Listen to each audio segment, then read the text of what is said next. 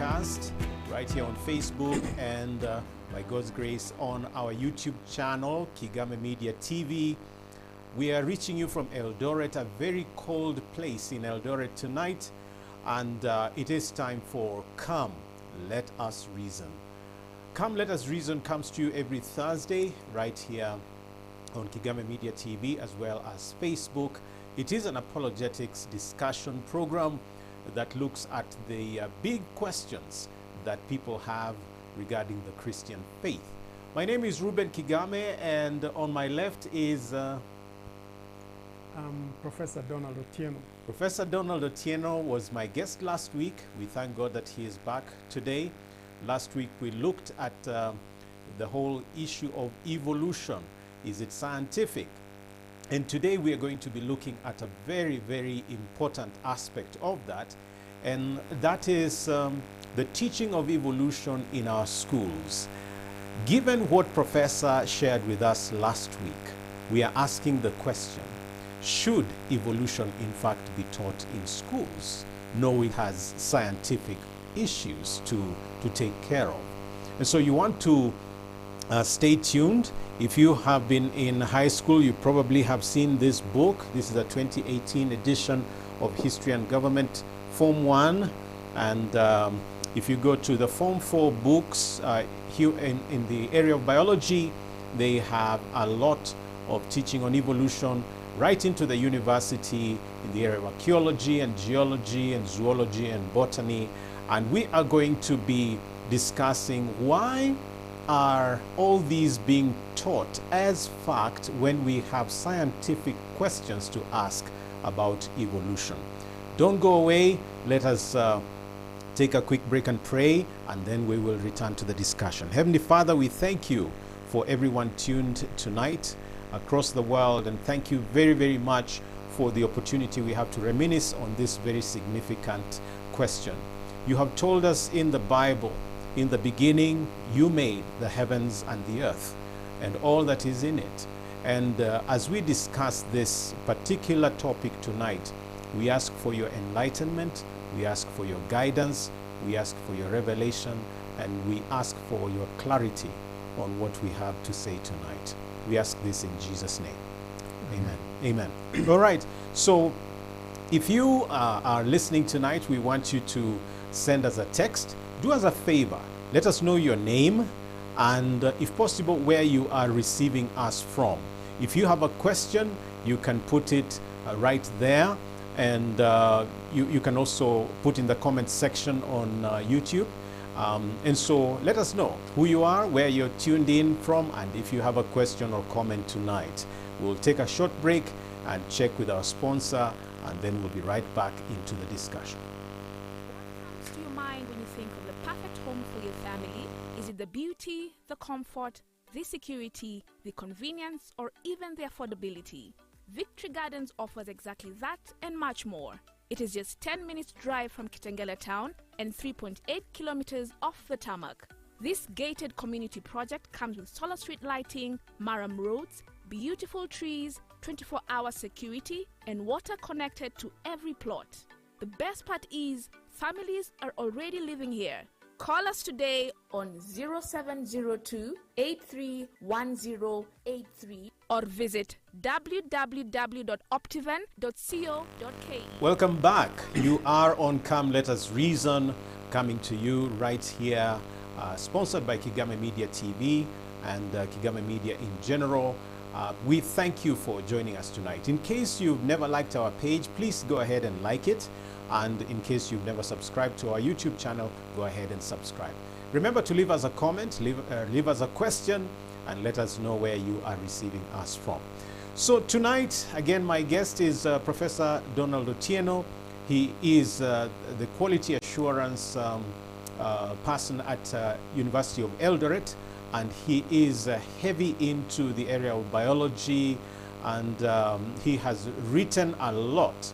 He's a scientist. He's written a lot on biotechnology, ecology, ethnobotany, and these different areas surrounding here. He's a well-published person, lots of journal articles that are excellent for his area. Professor, welcome back. Thank you so much, Reuben. Yeah. So, Prof, let's delve into the discussion straight up here. You said last week that you had issues to raise about the scientific nature of evolution, and maybe we'll return to some of these. So, first of all, I want us to go to the schools. If we have scientific issues, why is this thing being taught as fact, as scientific fact in our schools? But let's begin with what is being taught in our schools. I can see you're holding History and Government. This is the Form 1 book that is put out by the Kenya Literature Bureau. I think they are also the printers, publishers and printers. This is the 2018 edition. What can you see in the contents there that can give us an idea of what the Form 1 students in Kenya in particular are being taught? I can see here Introduction to History and Government, where among many other things they have things like the meaning of history, the meaning of government, the importance of studying history. Yes, excellent. Then we have early human. Early human. Origin of human, right. Oral traditions, the creation theory, the evolution theory, human evolution, archaeological sites in East Africa, right.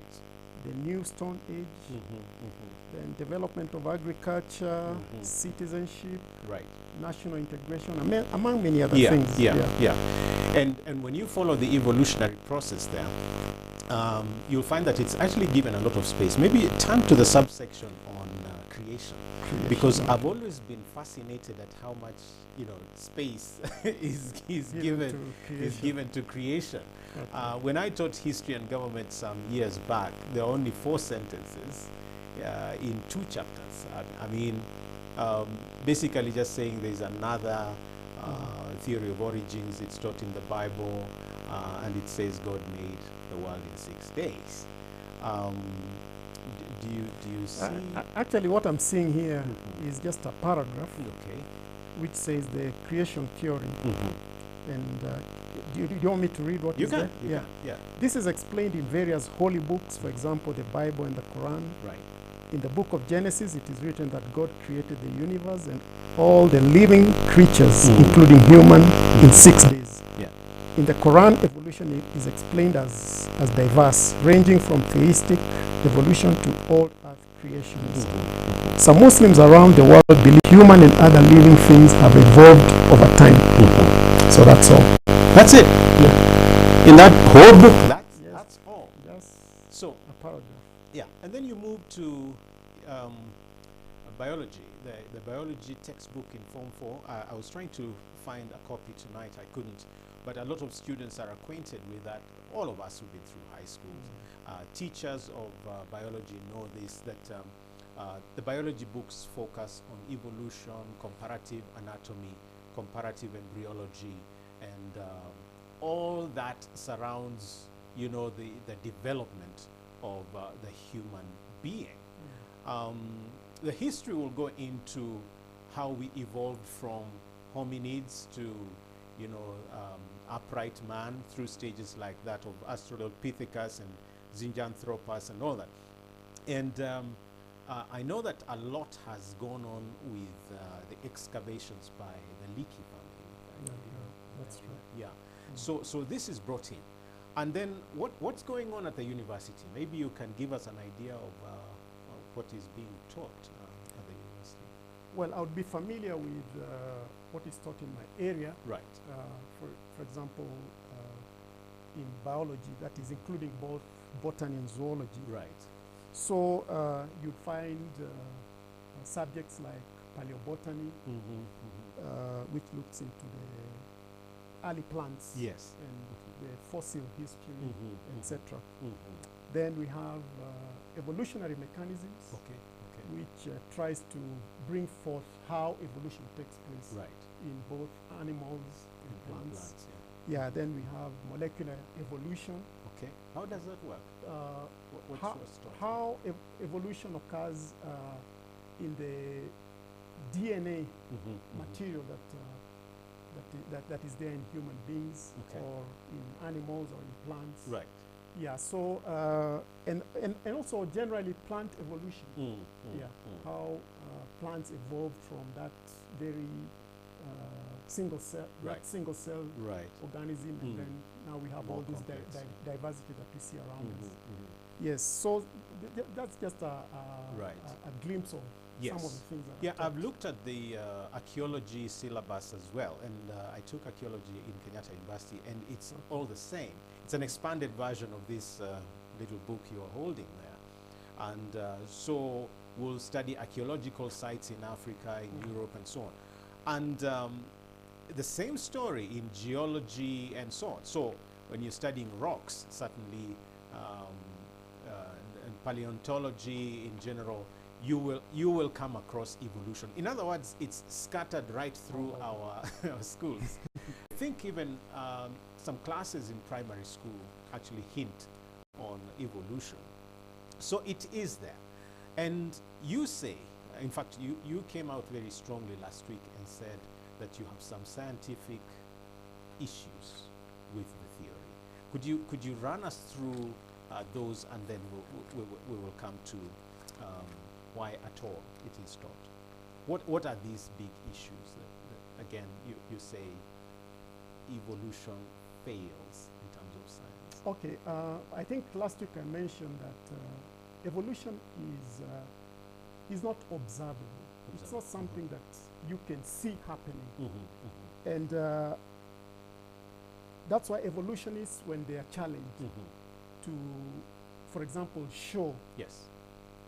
evolution taking place, they completely are not able to do that. And that is one of the areas where, according to science, Yes. you know, something that is scientific must be observable. Yes. It must be something that is Replicated. happening here and now. Okay. Yeah, so you can see it happening, or you can do experiments and see it happening. Right. So, but when it comes to evolution, find DNA, over time, Yes. it undergoes a lot of mutations. Okay. And these mutations that take place, it's not that they are adding new information. In fact, you'd say that almost a very big percentage of the mutations that take place are deleterious to the organism in which they are taking place. Okay. So it's only a very small percentage that is beneficial. I see. So over time, DNA continues degrading, so to speak. It continues degrading. So it's not that the organism is becoming more perfect. Yeah. It's actually deteriorating over time. So So it ties in very well with what you've just said. okay, the entropy issue. Yes. You referred earlier to molecular evolution. Now, my question is, how would evolutionists be so close to the observation of DNA and miss out the complexity that completely violates chance and survival of the fittest, and all the missing links? How can one be so close to DNA and miss out on creation? Yeah, you see, that is what is really puzzling, because what has been created is open for everyone to see. Right. So if somebody says evolution takes place even within the cell, Right. there's microevolution. But in the physical, what we can see, okay, they also claim evolution takes place, Right. but they cannot prove it. But yet, in the cell, they say it can be proven. Wow. So you can see it is a contradiction. Yeah, it is. It is a contradiction It is. which they actually have no good answer to. So I think evolutionists, they like burying their heads in the sand. I think that's the biggest thing about people who propagate the theory of evolution, because the evidence is all around us that actually this complex world, the complex things that we see around us, trees, animals, and all these things, I mean, the way they operate, the way they function, you can't explain it by just saying that something came up from nowhere. I mean, it just happened. And then it began operating in this very systematic way, which cannot be explained by how it came about. And I think that way, one is able to, if one looks at creationism, with an open mind, one will be able to see that actually this makes a lot of sense compared to these other explanations that things just happened, and then everything came into being. Yes. So let's come to the system of education, because whether you are putting up a curriculum as a government agency, or you're writing one as a scientist at a university or high school, we are all exposed to evolutionary claims, but we are also exposed to what is now known as creation science. I assume that you cannot have gone to the university and never heard of creation science, or like you mentioned last week, intelligent design. So could you give me an idea of why our syllabi up to this point favor evolution? Why is it that all the data that exists on intelligent design in particular is thrown out of the window as unscientific and as unworthy to be in the school books? You see, I think the biggest problem which is there is that evolution, when that theory came about, it took root very fast. People accepted it, and it is what has been propagated for a very long time. And therefore, anyone who comes up with anything that is in opposition to what has been there and what many scientists, that's what the claim is, that many scientists have accepted it as what is true. Then if you come up with anything that is contrary to that, like for example, I don't know if it has started happening. I've not experienced it here in Kenya, or I don't know if it's happening in other countries in Africa. But in the West, those who come up with or who advance that, for example, creationism should be taught in schools. They are harassed. They are harassed. Yet it's just additional. It's additional knowledge. It's additional knowledge. So we are not saying a child must accept creation. No, not at all. No. We're saying look at what Darwinism teaches, but look at what Henry Morris and is it Ken Ham and all these other guys are teaching. For someone who is totally new to either creation science or intelligent design, could you give us a sketch of what the so-called Christian scientists are saying about the origin of life and life forms as we know them today? Just a quick summary. Now, you see, people like Isaac Newton. Yes. Isaac Newton is, I mean, one of the best scientists. The gravity and calculus. And Isaac Newton was a creationist. Okay. He believed in creation, and he said that creation does not contradict science. He said that? He said that. Okay. There's no contradiction between creation. So we take Newton's gravity, but we throw out his statement, a statement like that. Yes. So there's very selective, what should I call it? There's picking and choosing what to accept, what not to accept. Right. That's amongst the evolutionists. So creationists believe that there is a higher being who is God, who brought everything out of his own wisdom, out of his own power. Right. He brought everything that we see around us into being. That is what we believe. Okay. And so now, as scientists, Right. we live in a physical world, in a natural world. We can do experiments Right. to try and understand this physical world Right. that we live in. Yeah, so that's basically what scientists do. So, what is so superfluous? What is so strange about adopting an intelligent creator? In other words, why is God so obnoxious to the evolutionist? What does it threaten? You know, it threatens, because, like, you remember I said that evolution, or people who believe in evolution, Right. it's actually like a religion. Mm. So when you challenge that with another belief, Right. that there's a creator, you see, they've already formed their own belief that this is how things originated. Right. So now you're bringing another explanation, challenging what they've believed for all these years. So is this political? I mean, maybe how should I ask this? If you have an overwhelming ideology being accepted without facts, without, scientific facts, for example, this is not even a faith issue, because I guess you need more faith to be an evolutionist. It looks so political for me. You're right, because there's the whole concept of politicization of science, Okay. which is going on all over the world.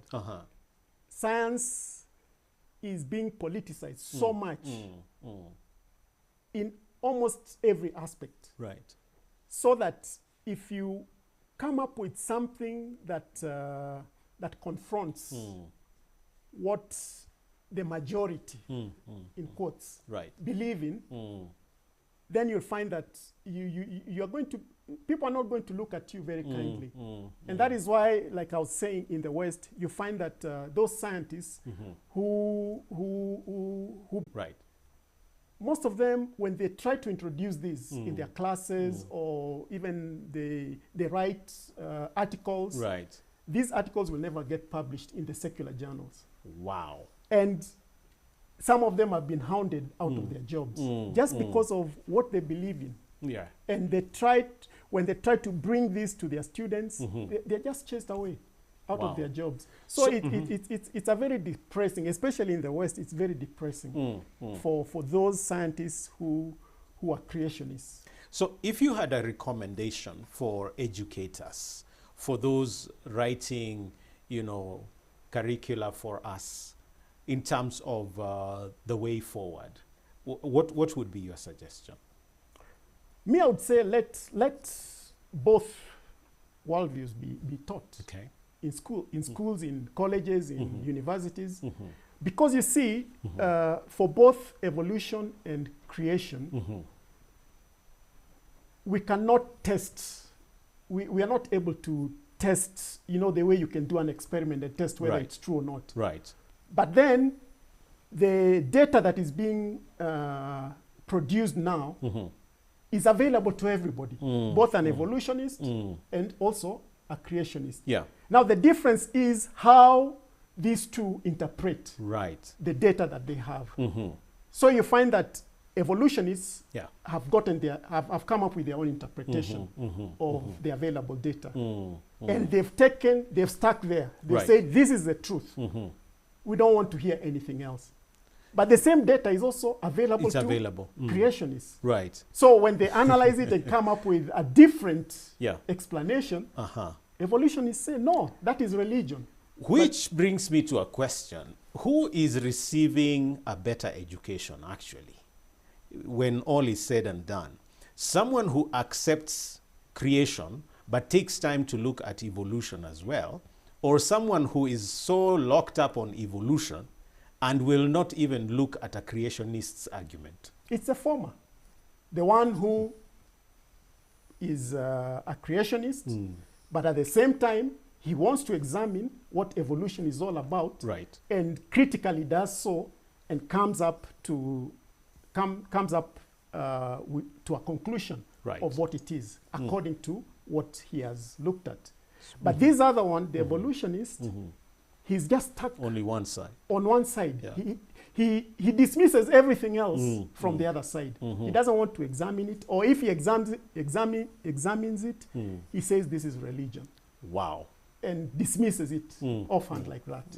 Yeah, so you can see, I think my view would be let both be taught, so that students get to hear what both are about. Right. And then from there they'll be able to make their own conclusions. Yes. I think that would be a fair way. More balanced way of doing it. Well, we're going to take a quick break, and when we return, we're going to be asking two quick questions. What happens to a teacher who happens to bring in some facts on creation, and is this threatened, his position is threatened, or her position is threatened, or a student who challenges this particular aspect in class? What kind of results might occur? Don't go away. You are still on Come Let Us Reason right here on Kigame Media TV on Facebook, and Kigame Media on Facebook, and Kigame Media TV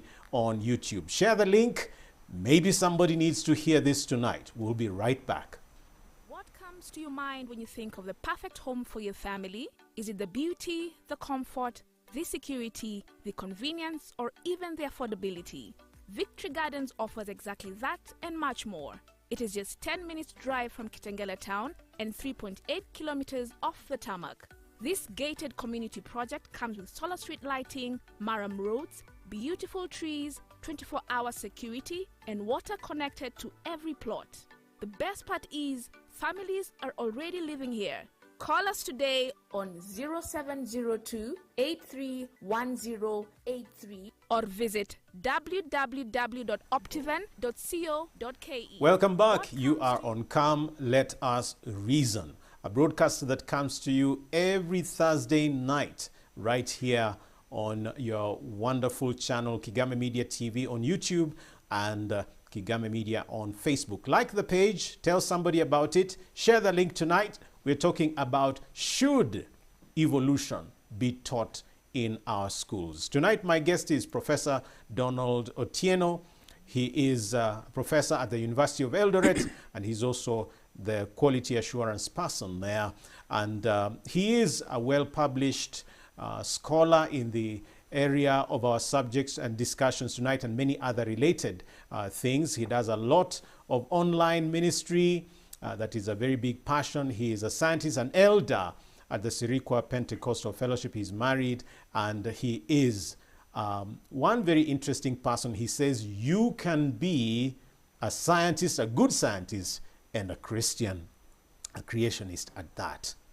Now, Professor, before we went for the break, I said certainly some teachers face fire once they declare that they are born again, and they are either science teachers or history teachers, and they come across institutions that say, keep your religion to yourself.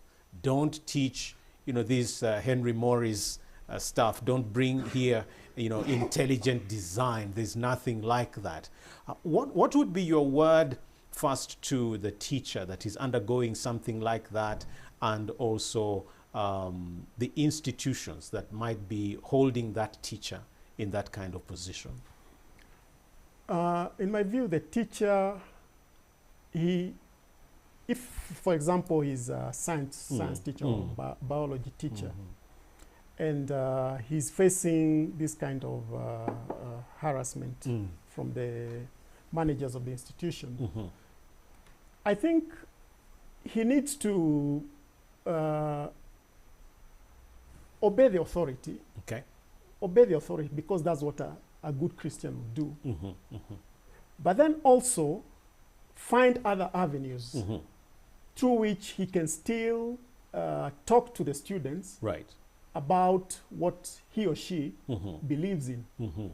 Because as Christians, we've been told to always give people a reason for what they believe. For what we believe. Yes, yes. So it doesn't necessarily have to be in class, because if he does it in class, obviously students would bring this to the managers of the institution, who bring some students, not all students, some students would do this. So I think this person should exercise wisdom, and it's not a question of confronting the authority, but be wise and seek other avenues through which he can still share the same thing. Yeah, I've also seen situations where such teachers could either ask for a session in the school, maybe with the staff, to present a talk or present information and have it, examined. In other words, without being confrontational, just offer the alternative view and say this is scholarship. Exactly. One of the things I keep finding is that maybe we get so harassed because we are also afraid to speak out in a respectable manner, or when we do, we are very we are so curly, ready to fight, and yet Peter says to do so with gentleness and respect. Yes. So we could have those forums, or invite a professor to come and give a talk as a scientist and give this alternative view. Let's talk about the students a bit, because a lot of religious students, whether Muslims or Hindus, or many times it's the Christian students that really face it in class, because there seems to be the unspoken script that the more students you de-Christianize, the more popular you become as a professor. So a lot of students cow when they try to share their worldview, especially in college. Any comments on that?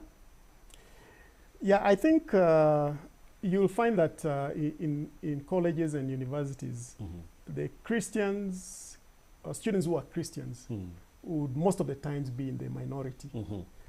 And so whenever they try to share their faith or their worldview concerning various issues, they'll find always the majority are against them. So for that reason, you'll find them not coming out strongly to say what they believe in, because of the kind of harassment they face, the ridicule, they are laughed at.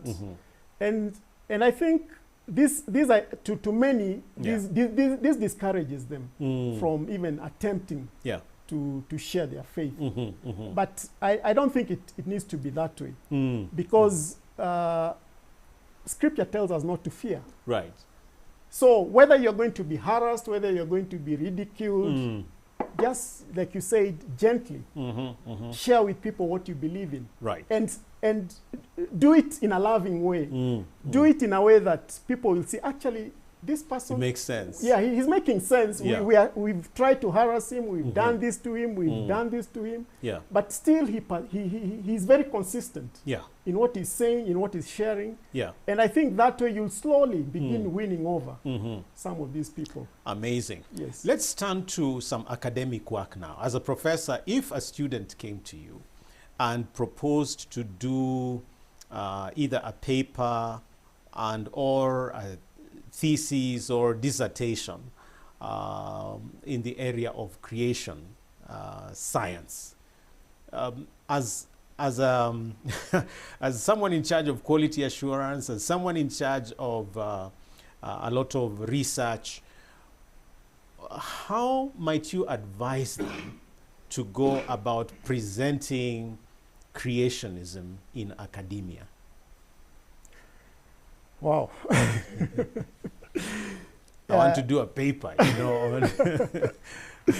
Yeah, you see, it would be something completely, like for example, in my years of work at the university, I've never encountered anything like that. That's weird, isn't it? I've never, honestly, I've never seen a student coming to me or coming to any other lecturer to make such a proposal. Interesting. Yeah, but I think science is about discovering new things. Yes. So if somebody comes up with a proposal like that, yeah, I would encourage him or her to go right ahead. Yes. Because you don't know what's going to come out of this investigation. Yeah. So it's better to give that person the opportunity to carry out this work so that at the end of it, probably it will bring out something that will change the thinking of some people who hold on so strongly to evolution. Right. So it is something I would encourage very strongly. Interesting. Yes. I want to cite a situation that I was involved with. My friends, two of my friends and I put together a paper on the age of the earth. You know, the belief, just from sheer observation of history, of the dating methods, of biology, we came to some conclusions to the effect that the 4.5 billion years that are floated around as being the age of the earth don't seem to fit, for example, how long man has been on earth. You know, if you just went by generations and you stretch it as far back as you can, that from the findings, it looked like the oldest date for man being on the universe could be maybe 10,000 years. I could even grant 20,000. But 4.5 billion, you raise issues with dating methods already, isn't it? Because like carbon-14 or potassium argon or whatever would have a limit in terms of how much carbon content there is in something you're investigating. So we met a lot of resistance. You know, it's like unless you revise it to favor evolution, this is not science. You know, that's the attitude we got. What would you comment on this prevailing resistance to even scholarly discussions? Yeah, you see, I think that's why right from the outset, I say that people who believe in evolution, they've gotten stuck in one place. So that if you bring anything else, even though it has it has evidence to support it, but it goes contrary to what they believe in, they'll not accept it. They'll dismiss it outright, that this is not science. But yet, this is an investigation that has been done by a scientist, a fellow scientist. It's not that somebody just out there. No, these are scientists. Somebody who's gone to some of the best universities. And has carried out this work and has come up with this paper. I was so shocked, Professor. I mean, you're saying carbon-14 will take you maybe up to 70,000 years max or 100,000. But you're saying you can actually validate billions, let alone millions, you know. So what do you use beyond carbon-14 or uranium, dating? You know, let me just also share something. Okay. Very recent, a few years ago, there's a scientist who discovered that there's soft tissue material in a bone of a dinosaur. Okay. In the same soft tissue material, there was also DNA that was discovered. Wow. So now, you believe dinosaurs were there? So, no, I don't. Okay. All right. Okay. So, the question was, this is a dinosaur. Okay. And there is soft tissue material that is being found in this bone that is allegedly billions of years or millions of years old. Okay. How is that possible? Soft tissue. Soft tissue material and DNA. Oh, man. So, you know, creationists immediately harped onto that. Okay. They were saying, but you see, these evolutionists always claim that dinosaurs lived millions of years ago. Yeah. But here we have soft tissue Soft material tissue, that is being found in bones that allegedly millions of it is scientifically impossible. Even just by fossil deposits, Exactly. you can't. So you see that but of course now they started coming up with other explanations of how this is possible. Okay. So I'm not going to go into that, but you know, that's how creation, that's how evolutionists work. When they're cornered on one aspect, they'll come up with something else to explain, to spend the time. Exactly. So it's always a question of a new explanation for something. For something that they have been cornered in. Right. Yes. Right. So let me I know time is really moving here, but let me hitchhike on something here. Albert Einstein, he's respected for relativity and you know a lot of complex scientific things. I sometimes I read him, I can't even follow what he's talking about. But I know that he came to the conclusion that our universe was actually expanding. Yes. So my question is, just from pure logic, if you can fathom, if you can think about an expanding universe, I'm assuming that it's coming from some kind of singularity, some kind of place where it was not expanding, then it begins to expand. I don't think expanding is an infinite regress, you know, something that comes from expansion to expansion. So there must have been a singularity, some kind of place where the beginning of that expansion started. Yes. What's your comment on this with regard to evolution and creation? I mean, are the evolutionists looking at that possibility? Would they throw Einstein out of the door? Because that rings of creationism to me. Yeah, you see, now I think when it comes to that, evolutionists, I believe they will be caught flat-footed. Because for them, for people who believe in evolution, right, they take it that the whole of life began from a single cell or from some soup of molecules. Now, if that is the case, then how do you explain? I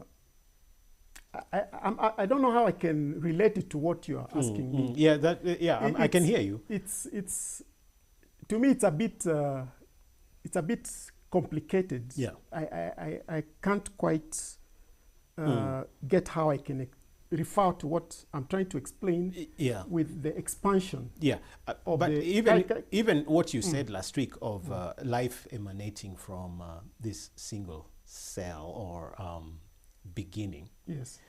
How are we able to then look at that beginning and then reject intelligent design? Or rather, if you posit evolution, you still must have a beginning. Yes, yes. So how do you begin and deny creation? Yeah, now let me relate it to two things. Yeah.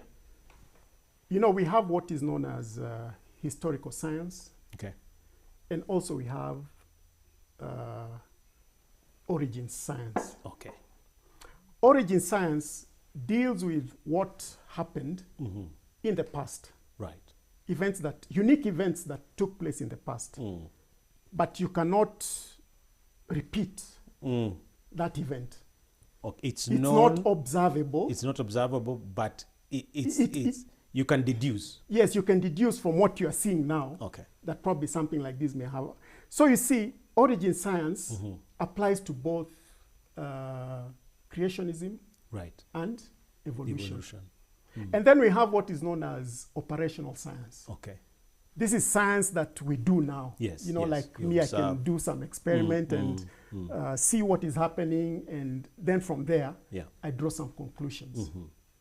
So now you see, creationists, Yeah. they claim, sorry, not creationists, The evolutionists. evolutionists, yeah. They claim that creationism is not real.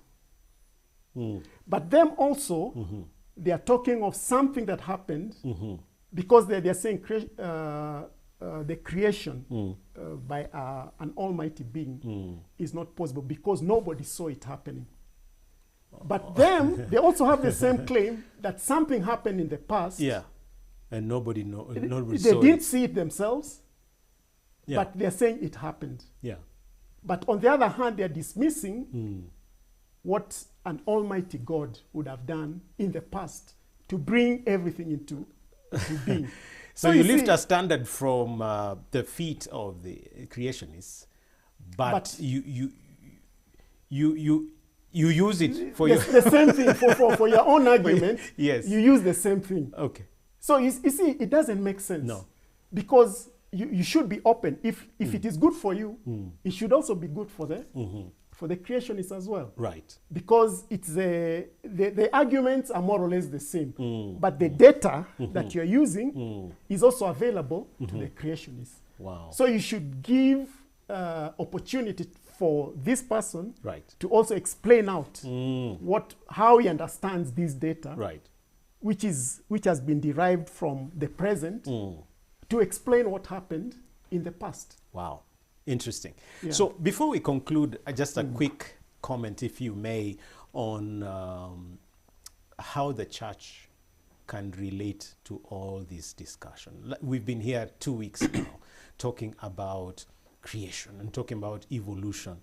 You're an elder at a church. How much do you think the church is engaging with these objections and arguments and so on? Is the church open to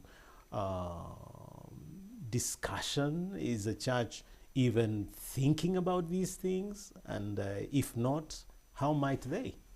Yeah, actually, I would say that you would not hear things like this being talked about much in the church. Okay, there are people who will always mention, but I think this is a very fundamental thing that even an opportunity needs to be given to somebody to come and share. I know places like South Africa, Australia, in the US. Yeah. There are people who come to give talks to churches on creationism. Right.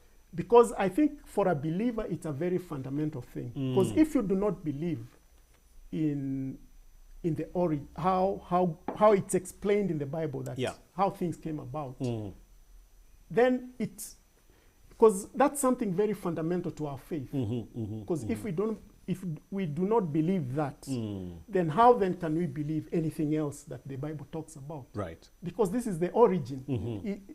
Genesis, it gives us the foundation of how everything came into being. Right. So if we don't believe that, then it will be, I would find it a problem that somebody does not believe that but believes everything else. Interesting. Would you give a seminar, whether it's on Zoom or any other avenue, to pastors that may want to be able to teach this intelligently? Yeah, actually, that is what is being done elsewhere. Okay. People give talks, and of course now because of the COVID-19 pandemic, Zoom has become very popular. I've been listening to talks being given by people in Australia on this very subject. So this is something that is possible even here. Yeah, it's very possible. I mean, and in the end, maybe if you can think through this, if someone wanted to get in touch with you, of course, we would want to know how they can reach you. But let's talk briefly about children. You know, a lot of them go to school. Like we saw the book History and Government Form 1. Your child is probably 12, 13 years old, and is already exposed to this. Is there something we can do to give a balanced treatment to cosmology for our children in particular? What comes to your mind? Yeah, you see, children are very impressionable. So if what we've seen in for example, this book is what they're exposed to in school. And it is something that is being, being hammered into them every other day. That's what they'll believe. Right. But if we have a way of also explaining to them at home or any other forum that you can get how God created things, then I think they would have a balanced look. And you see, as they grow, they'll be able to also judge things for themselves. And come to a conclusion that, yes, I've heard of evolution, I've heard of creation, but I think from the facts that I've heard, I believe in this. What about the youth, the teenagers, the young adults, very energetic, very much in touch with knowledge and internet and so on? What would your advice be for them? I think for them it's because these are people whose thinking has already matured to some level. I believe engaging with them one-on-one in these such discussions would be very helpful. So even having a seminar, for example, for the youth, and you just talk about this matter, I think that would be helpful. Because you see, even them, they're exposed to so much which is there in the internet, and there's a lot of stuff on evolution. True. But if you also don't direct them to where they can get facts about creation, they'll not bother. So I think it's better to do it that way. And for you as a parent, I know you have children. How might you engage this discussion at home? I know a lot of parents are at home now with their children. How might you start, a conversation of balance? For example, with my son, he's 10 years old now. Sometimes I just bring up the topic. Or sometimes when you're watching a documentary. Nat Geo. Yes, Wild. I ask him, what do you think about what? Because sometimes some of these documentaries, they bring a lot of stuff on evolution. So we are watching together. I just ask him, what do you think about what you're seeing? Right. And then, good place. Yes. Or when they're watching A Lion King. Exactly. So you see that there are different ways you can engage them also at that level. Fantastic. Yes. We'll take a quick break, and when we return we'll be winding up here. I'll want to hear a final word from Professor. And Prof, I would want you to answer one last question when we come back. A word for the hardcore evolutionist that tells you, Professor, say all you want, my mind is made up, I will die an evolutionist. So when we come back, we'll be hammering on that. Don't go away. What comes to your mind when you think of the perfect home for your family? Is it the beauty, the comfort, the security, the convenience, or even the affordability? Victory Gardens offers exactly that and much more. It is just 10 minutes drive from Kitengela town and 3.8 kilometers off the tarmac. This gated community project comes with solar street lighting, Maram roads, beautiful trees, 24-hour security, and water connected to every plot. The best part is families are already living here. Call us today on 0702 831083 or visit www.optiven.co.uk. Wow, glad that you're still with us. We are on the dying minutes of Come Let Us Reason. And thank you so much, Simon Andiki. You appreciate the professor for what he is sharing. You say he's a blessing to the kingdom. And someone on YouTube, you gave us a scripture there, 2 Corinthians 10, I think you meant 5. You said 15, but I think you meant 5. There are lots of you that are following, lots of you tuned in. Thank you so much.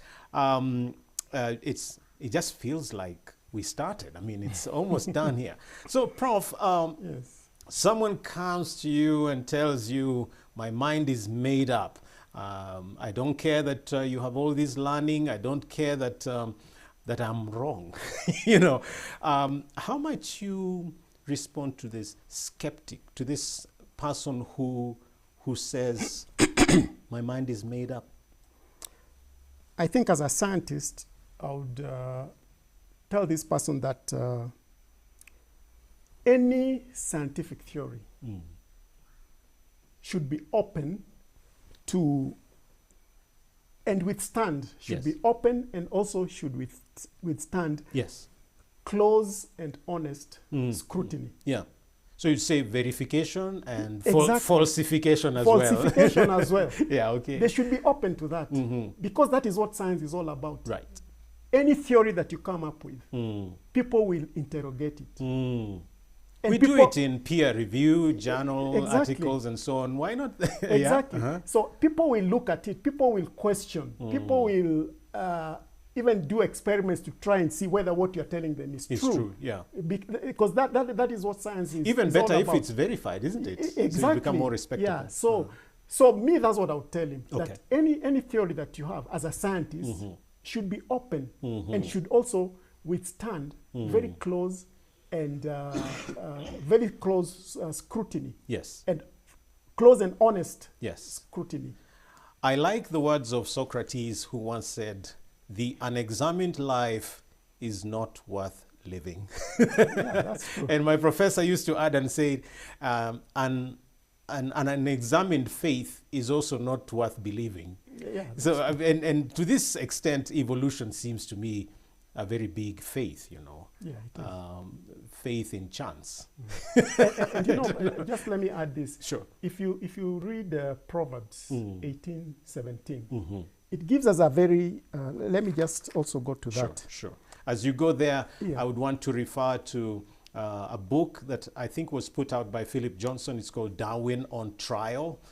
Please have a look at that. If you go online, you can look for the Institute of Creation Research, ICR. I think there is also Creation Research Institute, CRI.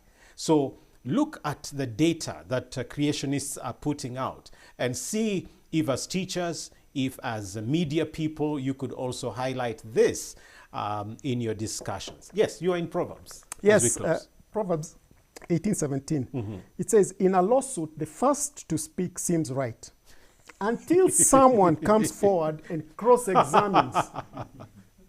That's Solomon for you. Say that again. In a lawsuit, yes, the first to speak seems right. Seems right. Until someone comes forward and cross-examines. Oh my word. So if you apply that to what Proverbs 18:17. Yes. Fantastic scripture. If you apply that to what you're talking about. You see, evolution is, they don't want to be cross-examined, so to speak.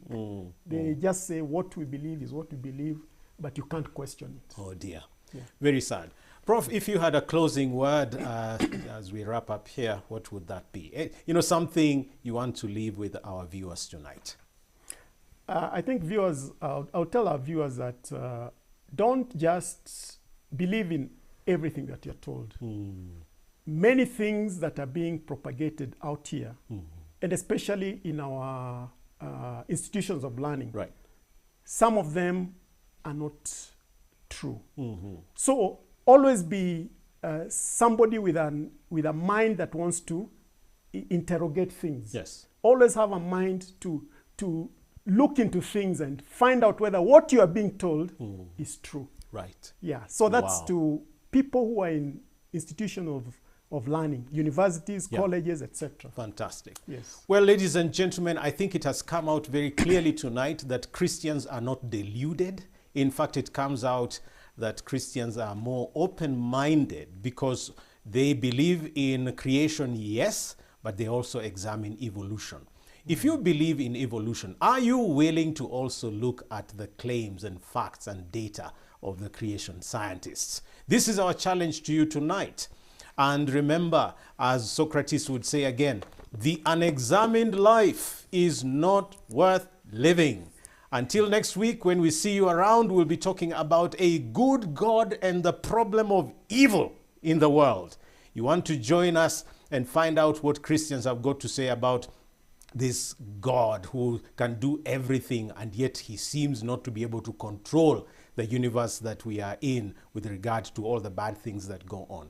Until that time, Professor, thank you so much for being here with us. Yes. God bless you. And viewers, share this link and subscribe to our channel, Kigame Media TV, and tell somebody about this program. God bless you, and bye-bye.